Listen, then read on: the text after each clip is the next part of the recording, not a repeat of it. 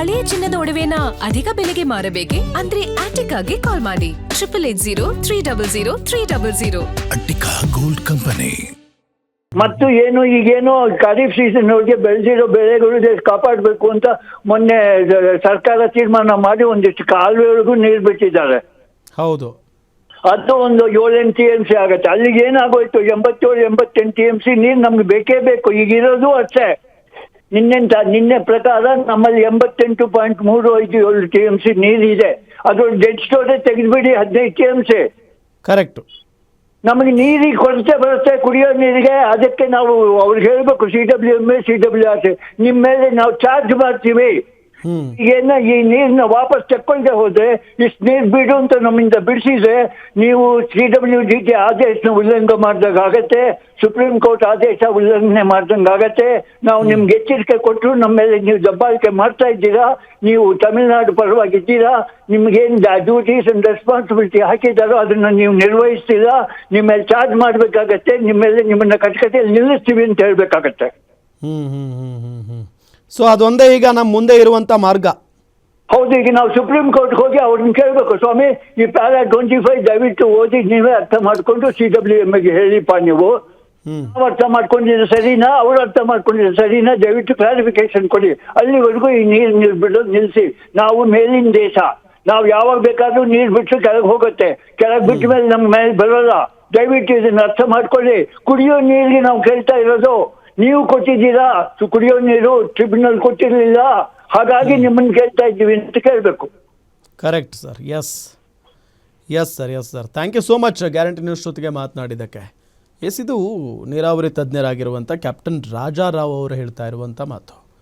So ಒಂದು ರಾಜ್ಯದಲ್ಲಿರುವಂಥ ವಾಸ್ತವ ಪರಿಸ್ಥಿತಿ ಏನು ಅನ್ನೋದನ್ನು CWMA CWRCಗೆ ಈಗಾಗಲೇ ರಾಜ್ಯ ಸರ್ಕಾರ ಸಂಬಂಧಪಟ್ಟಂಥ ಅಧಿಕಾರಿಗಳು ಯಾರೆಲ್ಲ ಹೋಗಿದ್ರು ಅದನ್ನು ತಿಳಿಸಿಕೊಡುವಂಥ ಪ್ರಯತ್ನವನ್ನಂತೂ ಮಾಡಿದ್ದಾರೆ, ಮಾಡಿಲ್ಲ ಅಂತಲೂ ಹೇಳೋಕ್ಕಾಗಲ್ಲ.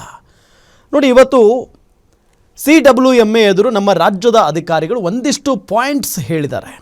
ರಾಜ್ಯದ ಕಾವೇರಿ ಕೊಳ್ಳದ ಜಿಲ್ಲೆಗಳಲ್ಲಿ ಮಳೆಯ ಪ್ರಮಾಣ ತೀವ್ರ ಕುಸಿದಿದೆ, ತೀವ್ರವಾಗಿ ಮಳೆನೇ ಇಲ್ಲ, ಅಲ್ಲಿ ಭಾಳ ಸಮಸ್ಯೆ ಆಗ್ತಾ ಇದೆ. ಇದರ ಜೊತೆಗೆ ನಮ್ಮ ರಾಜ್ಯದ ಜನರಿಗೆ ಅಥವಾ ರೈತರಿಗೆ ಏನು ಕಾವೇರಿ ನೀರನ್ನು ಬಳಸ್ಕೊಂಡು ಬೆಳೆ ಬೆಳೀತಾರಲ್ಲ ಅಂಥ ರೈತರಿಗೆ ನಾವು ಇದೊಂದು ಬೆಳೆ ಬೆಳಿಬೇಡ್ರಪ್ಪ ಅಂತ ಹೇಳಿ ಮನವಿ ಮಾಡ್ಕೊಂಡಿದ್ದೀವಿ.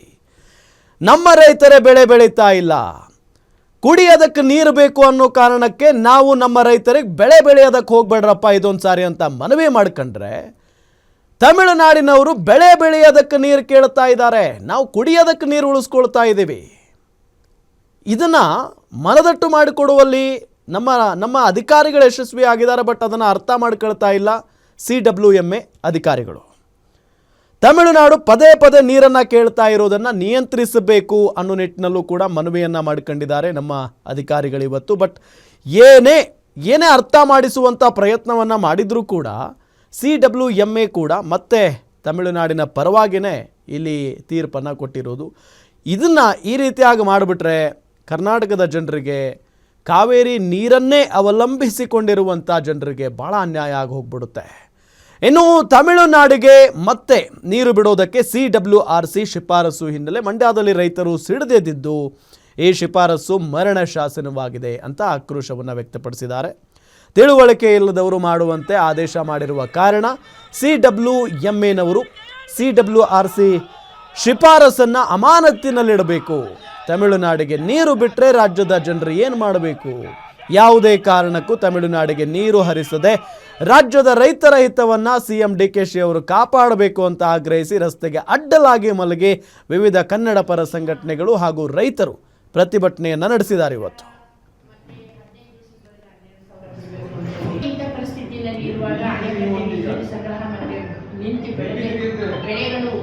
ನೀರಿಗಾಗಿ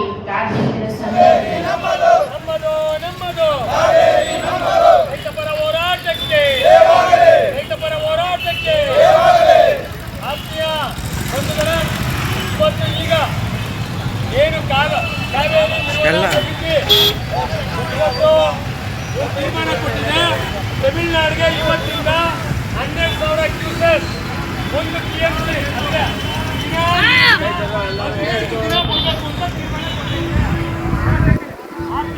ಅದಕ್ಕೋಸ್ಕರ ನಾವಿಲ್ಲಿ ಹೋರಾಟ ಮಾಡ್ತಾ ಇದ್ದೀವಿ. ಸರ್ಕಾರಕ್ಕೆ ಇವತ್ತು ಡಿ ಕೆ ಶಿವಕುಮಾರ್ಗೆ ನಾವು ಬೆಂಬಲ ಕೊಡ್ತೀವಿ. ಯಾಕೆ ಅಂದ್ರೆ ಅವರು ನಾವ್ ಹೇಳ್ದಂಗೆ ವೆಂಕಟೇಶ್ವರ ಈ ಕಡೆ ಬನ್ನ.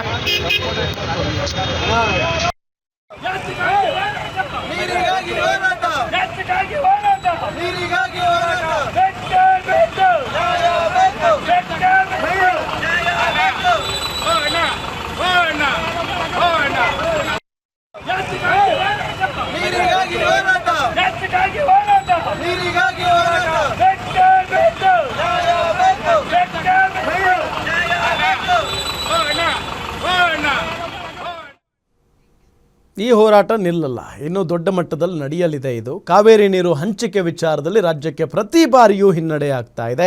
CWRC ಹಾಗೂ CWMA ಶಿಫಾರಸು ರಾಜ್ಯಕ್ಕೆ ಮರಣ ಶಾಸನ ಅಂತ ಕರವೇ ರೈತ ಸಂಘಟನೆಗಳು ಆರೋಪ ಮಾಡಿವೆ. ಅಲ್ಲದೆ ಆಗಸ್ಟ್ 13ಕ್ಕೆ ಕರ್ನಾಟಕ ಬಂದ್ ಮಾಡುವುದಾಗಿ ಕನ್ನಡ ಒಕ್ಕೂಟದ ಅಧ್ಯಕ್ಷ ಬಾಟಾಳ್ ನಾಗರಾಜ್ ತಿಳಿಸಿದ್ರು. ಆ ಘೋಷಣೆ ಆದ ಬಳಿಕ ಇಡೀ ರಾಜ್ಯಾದ್ಯಂತ, ಅದರಲ್ಲೂ ಕಾವೇರಿ ಜಲಾನಯನ